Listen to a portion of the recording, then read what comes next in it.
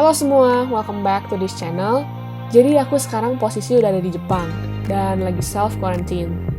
Dan aku mutusin buat bikin video ini untuk share pengalaman aku tentang international flight saat situasi pandemi, yang kali aja bisa memberikan sedikit gambaran buat teman-teman. So, di video kali ini, aku bakalan ceritain tentang pengalaman aku flight dari Indonesia ke Jepang. Aku bakal ceritain tahapan yang aku laluin mulai dari persiapan aku di Indonesia, tes PCR, kemudian di airport, sampai karantina di Jepang. So, enjoy!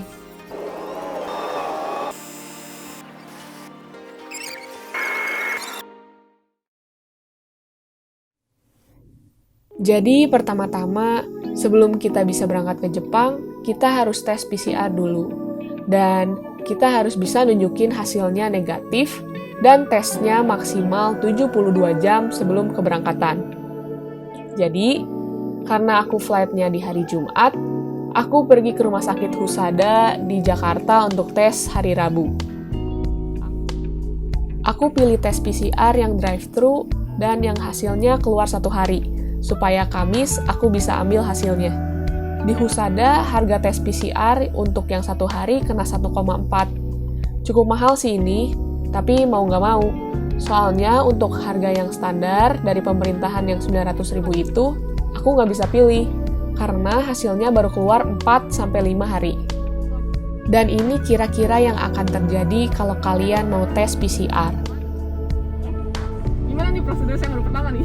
Kali diambilnya dari hidung kanan kiri sama seluruh bagian. Waduh. Ya, kepalanya dongak relax ya. Ya, terus pas lagi dicolok harus gimana? Iya, tetap aja jangan mundur, tetap relax aja ya. Relax, terus tarik napas atau buang napas? Biasanya bantu nelen. Iya, soalnya kan masuk tuh ini ke dalam. Ya, bantu nelen ya. Kalau yang ke hidung, Iya, sama. dalam juga ya? Oh, dua ya. Saya kurang dongak nggak? Udah, Cukup? tetap. Oke. Maaf ya. Marah. Tangan. So, jadi tips dari mbaknya, saat bendanya masuk ke hidung ataupun tenggorokan, kalau bisa kita sambil nelen dan relax aja. Terus jangan lupa kepalanya harus agak dongak gitu, biar masuknya gampang katanya. Ya, jadi jujur sih, sakit mah enggak, tapi aneh banget rasanya, kayak nggak bisa dideskripsiin gitu. Yang hidung bakal dicolok, bakal ditusuk dari kiri, terus ke kanan. Terus masing-masing kayak diputer-puter gitu di dalam, selama beberapa hitungan. Pokoknya setelah ditarik, setelah dicabut, rasanya kayak mau bersin. Bayangin aja, seumur hidup, belum pernah ada benda yang masuk sedalam itu ke hidung. Maaf ya. Nah, ini nih yang di tenggorokan, sakit sih enggak, tapi kayak bikin batuk-batuk kayak mau muntah. Aduh, terus ada insiden lagi. Setelah selesai, ternyata sampel yang dari hidung ngacleng, mental terus jatuh. Dasar sih mbak. Karena nggak steril, jadi ya dicolok ulang deh.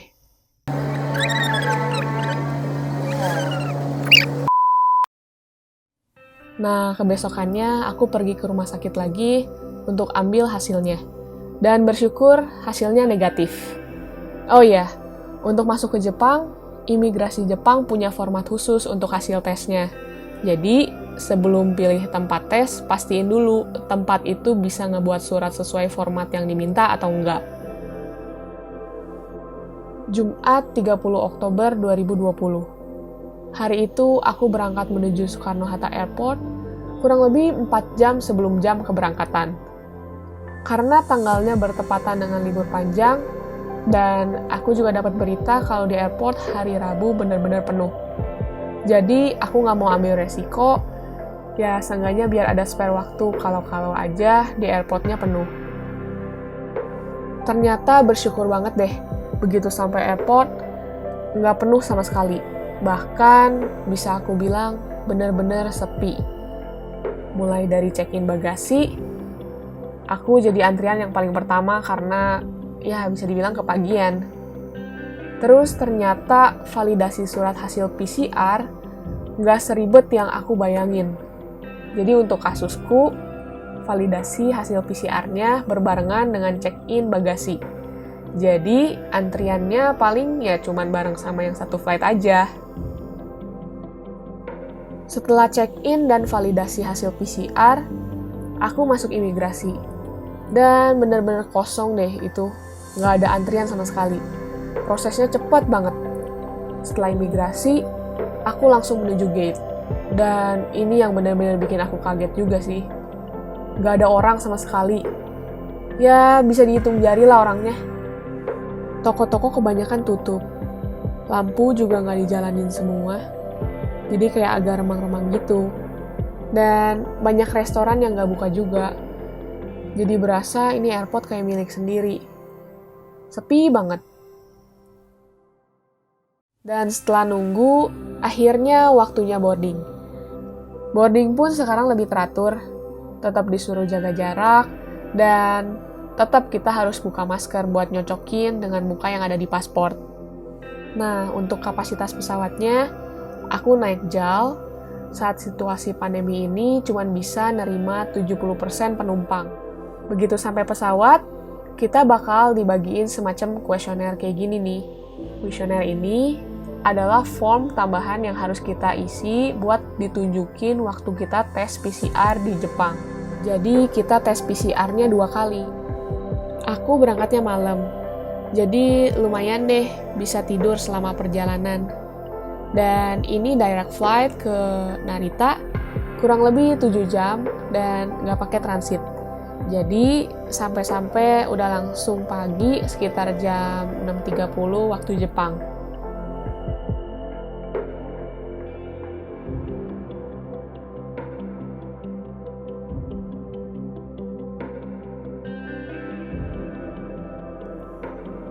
Oh ya, aku pilih kursi yang dekat di jendela. Karena kapasitas penumpang di pesawat cuma boleh 70%, jadi sebelah aku nggak ada orang.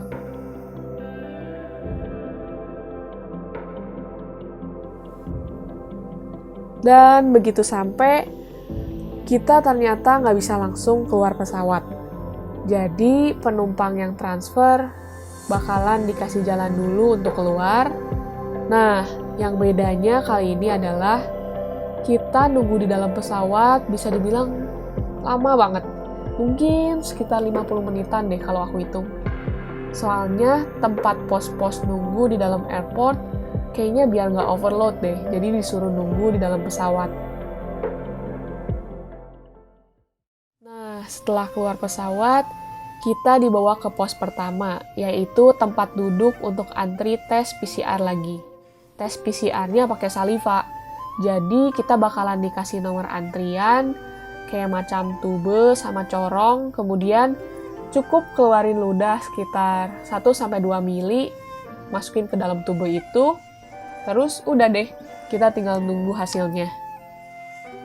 Nah, ini aku dapat nomor antrian ke 206.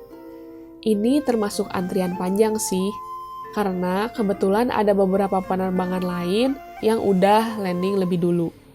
Jadi ya nunggu hasilnya bakalan lebih lama. Setelah itu kita tinggal nunggu, dan nunggunya bakalan di beberapa pos. Nah, ini aku nunggu di pos kedua. Terus kita pindah lagi ke pos ketiga untuk dapetin validasi dari bagian quarantine station.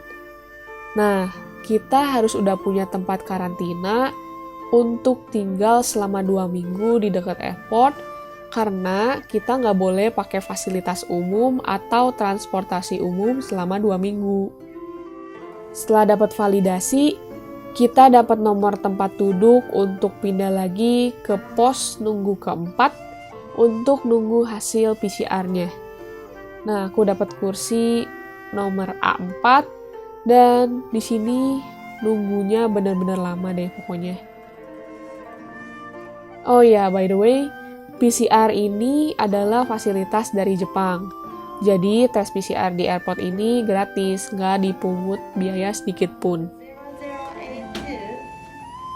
0082 0083 0083 Kurang lebih ini keadaan di quarantine stationnya. Nah, banyak orang-orang yang pakai protectionnya mantep banget. Dari ujung kepala sampai sepatunya juga dibungkus. Tapi ada juga banyak orang-orang yang cuman pakai masker. Nah, kalau aku pribadi, aku pakai masker, face shield, plus kemana-mana bawa hand sanitizer buat semprot-semprot. Dan singkat cerita, setelah kurang lebih 3 jam menunggu, akhirnya hasilnya keluar. Dan puji Tuhan, hasilnya negatif. Nah, kita bakalan dikasih kertas merah kayak gini, sebagai tanda negatif yang bakalan dipakai untuk ditunjukin ke bagian imigrasi, ke pihak hotel, dan lain-lain. Pokoknya, PCR yang di Indo udah nggak berlaku. Karena aku statusnya penghuni baru, aku masih harus proses ngurusin residence card di bagian imigrasi. Cuma itu nggak gitu lama sih. Pokoknya setelah proses residence card, ambil bagasi, terus aku naik bus khusus untuk nganterin masing-masing orang ke hotel masing-masing. Akhirnya setelah proses yang cukup panjang, ya, kira-kira kurang lebih 6 jaman di dalam airport. Akhirnya bisa istirahat juga. So, welcome to quarantine life. Semoga aku bisa manfaatin waktu selama karantina. Mungkin aku bakalan bikin video tentang kegiatan aku selama self-quarantine. So, if you are interested, jangan lupa untuk subscribe. Dan kalau teman-teman merasa video ini berguna, jangan lupa untuk pencet tombol like dan share. Thank you for watching. See you on the next video.